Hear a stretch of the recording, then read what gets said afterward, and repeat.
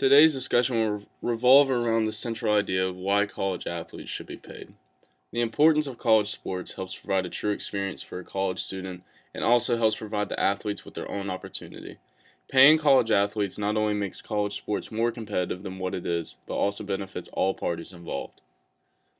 College athletes around the United States have to find a way to balance a year-round sport with school. Most sports in college require a year-long commitment from the players because they want to receive the best out of them. The problem that is seen today is the amount of injuries and risks players experience in their plan to reach the pros. The NCAA profits billions of dollars on these athletes by broadcasting them on national television week in and week out, but the players receive no compensation for the performance that they put out. When these athletes get hurt or are big time athletes at these prestigious universities, they need to receive some kind of salary from the NCAA because they are risking their future careers in the professional field by playing in college. Creating a system where the players are paid not only benefits the athletes, but also the universities and the NCAA. Every day, there is a major collegiate game on TV that people tune into every day to watch. Let it be basketball or football or baseball, it is nonstop all year long that collegiate athletes are showcased on national TV for profit. ESPN pays roughly $7 billion for college football broadcasting rights every year, according to Nocera in his article about why college athletes should be paid. That amount of money is being spent on one sport alone to just broadcast them on national TV to everyone around the United States and more. The athletes are in college, but are being treated as professionals also. They deserve to receive some money for themselves if they are playing every week and putting their bodies on the line to give them a chance for the pros. Corporations such as ESPN and ABC are marketing these kids for free so they can make money when the players should be receiving some compensation also, for they are the ones putting the product out for entertainment. Nocera makes an interesting point where he states college coaches sign contracts and make millions of dollars, so it creates the question to ask, why do we pretend that college sports aren't professional? A potential solution for the athletes will be for the NCAA to create a salary system where players are offered a certain amount of money per year based on talent and sport, and the NCAA still profits from the broadcasting rights all year around, so both parties are benefited. In past time, athletes were recruited by colleges and automatically given jobs that they would be paid for, but not paid by the institution. To attract the biggest stars in their respected sports, you had to offer something more for them to 100% join your school. Today, we see that as under the table payouts that would convince players to commit to their college. We recently have seen this with the University of Arizona, where their basketball coach Sean Miller was under investigation this past year in 2018 for reportedly offering the number one recruit DeAndre Ayton $100,000 to him and his family, according to USA Today.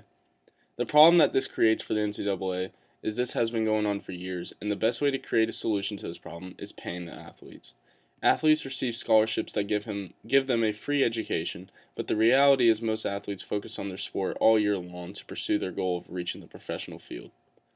One reason as to why athletes should also be paid is the time that the athletes actually spend training and playing their respective sports per week. Typically, athletes in college spend 40 to 60 hours a week, according to Dennis Johnson, training and playing their sport. This makes it extremely difficult for them to have another job in college for them to make money. What is even more interesting is that the NCAA prohibits students on an athletic scholarship to have a job, which only applies to players that are on athlete scholarships, which is roughly 33% of the athletes at colleges around the United States.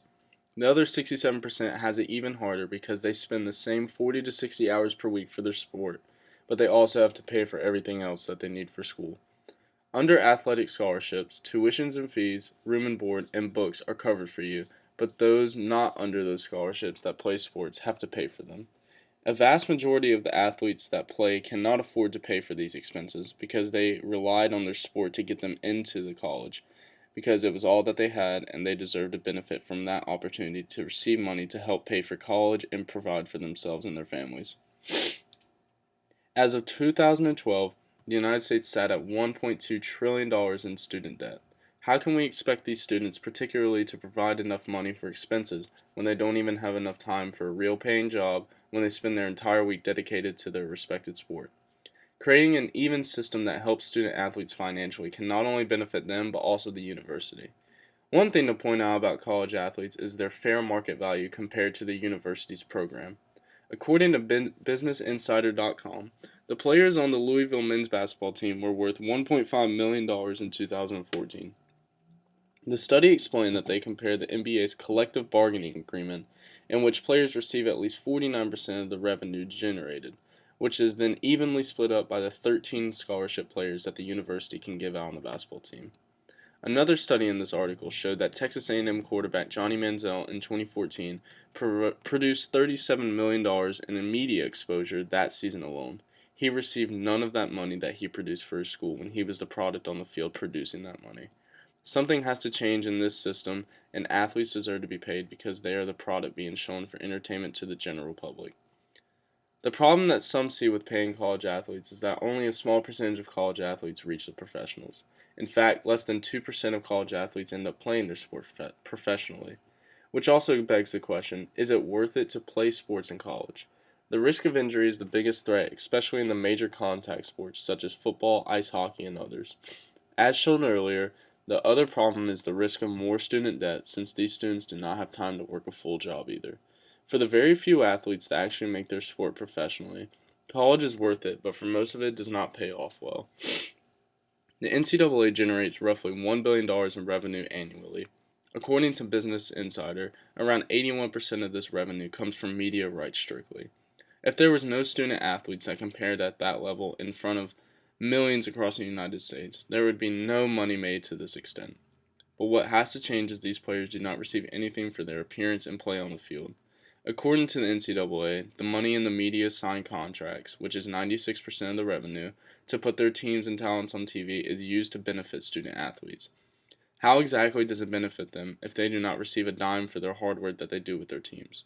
Most money that is made is spent in ways to help the NCAA make even more money off of these athletes. In an interview with Michael Wilbon, he explains that the BCS New Deal with ESPN was based in part on paying more money to schools and conferences with regard to what has been called population centers. Of the $174 million distributed from 5 bowl games in 2011, 83.4% went to 6 conferences. These population centers are where the most people will be at, and in turn makes the most money for the NCAA. The NCAA is a greedy corporation that is not for the students, but just for the money that makes off of them, especially in the sports field. Michael Wilbon states a solution that should be implemented to pay athletes. He states, "I'm interested in seeing the people who produce the revenue share a teeny tiny slice of it. If all the players on the football and men's basketball team were paid minimum wage, the school would spend no more than $120,000, which is barely anything compared to the school's athletic budget. The solution to the problem is to pay athletes for the insane amount of profit that they create for the NCAA to create a balanced system that benefits all." Some argue that if college athletes were paid, then it is no longer considered amateur, but more reflective of the professional area. It has already shifted towards the professional world because of the national coverage of the major sports, and people are huge fans of their school sports and support them yearly. College athletes should be paid. It may not happen anytime soon in the future, but they should because they deserve the money. Creating a system where both parties are benefiting is crucial to making college sports even more important. These kids put the product out for entertainment and excitement for the public, and they train all week every single day to reach their maximum talent level, and they want to be benefited for their efforts for a corporation that makes billions of dollars off of them. This is only a small area of why college athletes should be paid.